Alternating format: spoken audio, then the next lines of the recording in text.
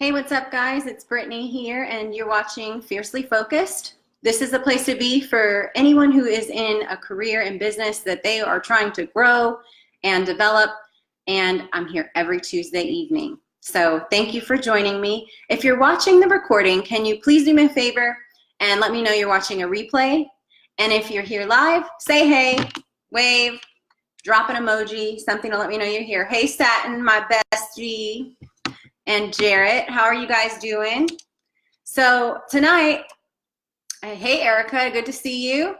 I'm talking about just this most hilarious thing that happened earlier, and I figured, this would be a great topic for tonight because a lot of people are dealing with some of these issues.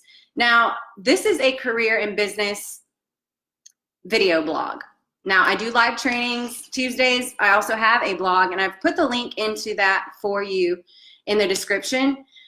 But I really want to kind of address this main issue that I'm hearing from some people that can't get ahead in their career. They've said things like, my manager doesn't support me, I can't get a promotion, they're not helping me develop skills, or if you're in network marketing or even running a business, you're not making traction. I don't have support from my upline. I hear that all the time. And I'm sorry, guys, but that's a bunch of, that's BS.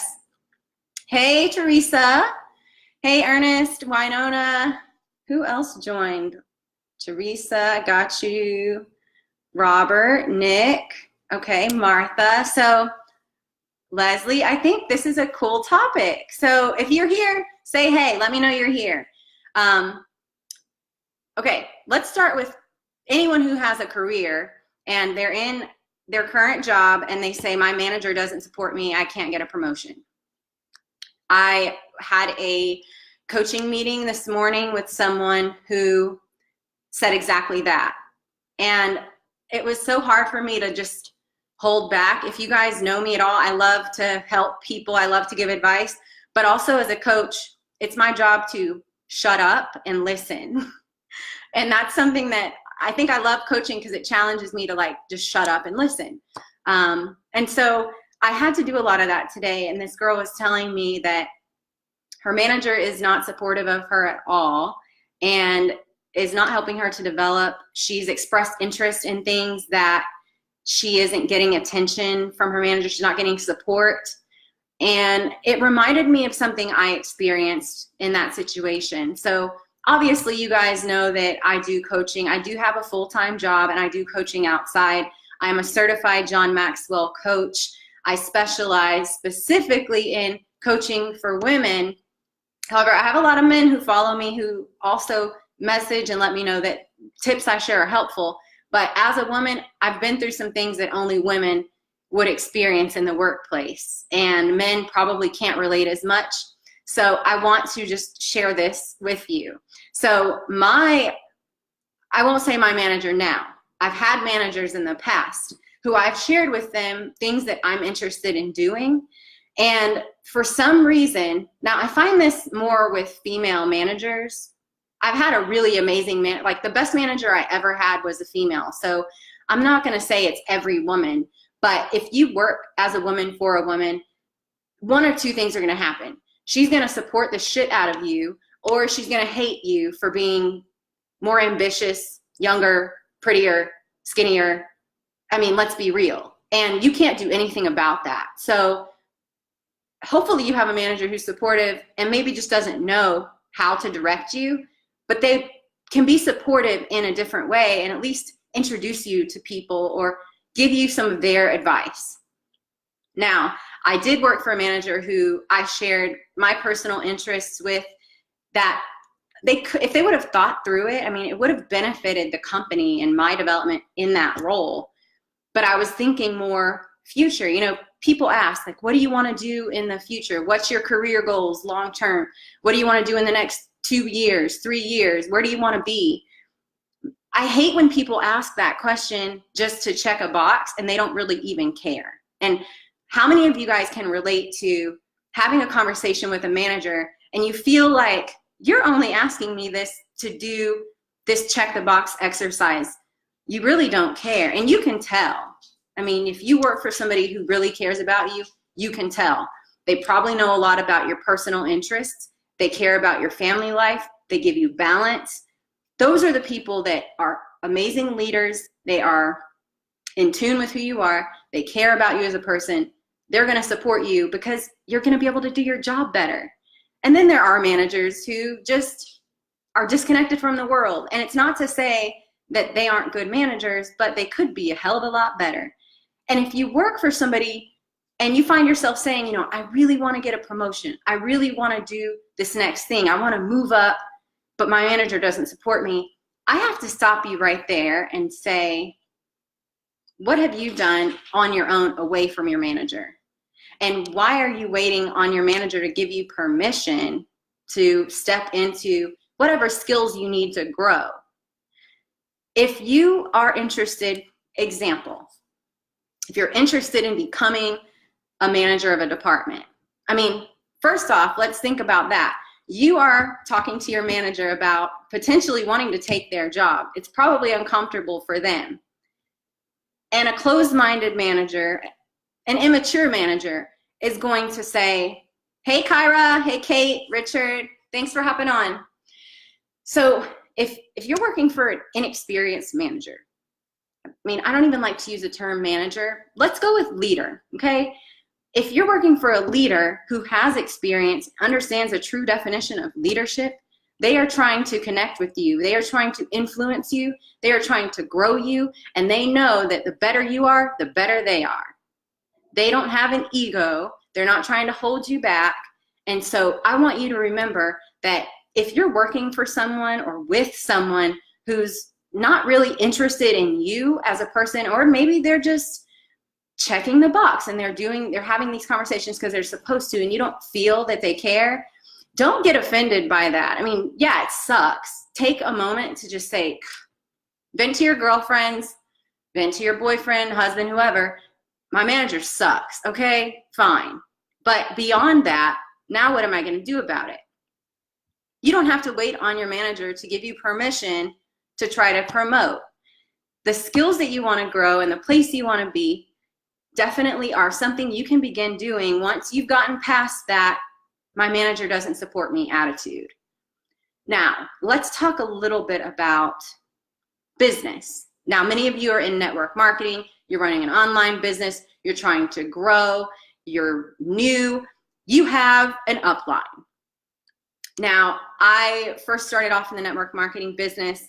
I joined a company that absolutely I wish I never would have joined. I wasted money getting into the business. I never got it back. I will say that my upline completely falsified their success and was not available once I signed onto the team. They got my check, they bounced out. And that is absolutely not what you should do, and that is not the kind of person you want to work with. Thankfully, I'm in a different place now. I have an amazing network marketing team.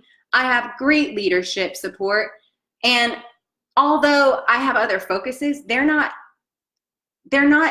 available. If I reach out, they're there.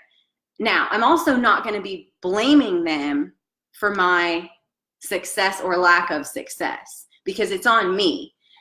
Think about it, you know, if you have an upline in network marketing, that is your support system. They're mentors because they know a lot, they've been through it, they can share with you, but they are not your lifeline. You are the lifeline of your business. You make the choice to get in there every day and be consistent and reach out to people and build relationships and do training and grow yourself. That is on you. It's not on your upline. They're there to support you. But honestly, if you're not doing what you can do, why would they support you? Why are they going to spend their energy on you when you're sucking all the life out of them and you're not doing anything in return? So think about that. You have to own your own business and your own career. And you can't depend on somebody else to run it for you or grow it for you. You can always reach out, but don't expect people to make things happen if you're not putting in 100%. And I've noticed that people use, you know, my manager's not supportive, my upline's not supportive. Those are excuses at the end of the day. Now, I'm not sure if you are religious at all, but for me, I think about, I always pray about certain things. I always ask God to give me guidance and hopefully bring good things into my life. Now, if you're sitting around praying for a job or praying for new business, there's only so much that God can do, and new business ain't gonna fall in your lap just sitting on the couch waiting for it. A promotion isn't gonna hop into your bed just because you're praying for it. You have to do something. So yeah, pray for the promotion, pray for new business, ask God to give you guidance, but you actually have to work. There are steps you take every single day and things that you have to do, and you can't make excuses just because you aren't getting support from your manager and you're not getting support from upline. And I prayed and prayed and prayed, but if I were to ask you, what have you done besides pray and bitch about the fact that your manager is not supporting you and you're not getting support from an upline, and you say, well, I haven't had a chance to, I haven't reached out to anybody, I haven't Googled the next step for me, I haven't expanded my network, I haven't got on my LinkedIn and looked at what skills other people have that maybe they can help me grow. Those are things you can do, and it does take time. But if you're gonna sit around complaining about not having certain skills and not having support from certain people, then you have to also be willing to do something about it other than complain. So I want to offer this piece of advice to you. Now, in this situation where let's go back to career, your manager isn't supportive or you want to grow skills. The skills you want to grow, what are they? Have you written out what it is you really want to do? Do you even know what it is you want to do? That's something to get very clear on, because then it won't seem so overwhelming. Like, most people don't even know where to start because they have it in their head. I want to be a manager, or I want to be a top earner. Okay, great. What is your plan to get there? Do you have a plan? Now, once you have a plan, that plan should include things like when, how, why, who's going to help you, because we can't do anything by ourselves. And that's a huge point I want to make. You need people. We all need people. So whether you're in your own business or in your career and you're climbing the corporate ladder, you need to have people help you. You have to reach out. You need a mentor. You need a coach. You need a group of people. I run group coaching because these women that I meet with are always supporting each other, not just like, oh, go girl, yes.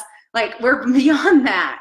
We are very supportive of each other, but we provide each other with real accountability and real experiences and push each other outside of our comfort zones. And we talk about things that other people are afraid to talk about. And that is the power of having a support group, having other people help you, regardless of whether it's in your career or running a business.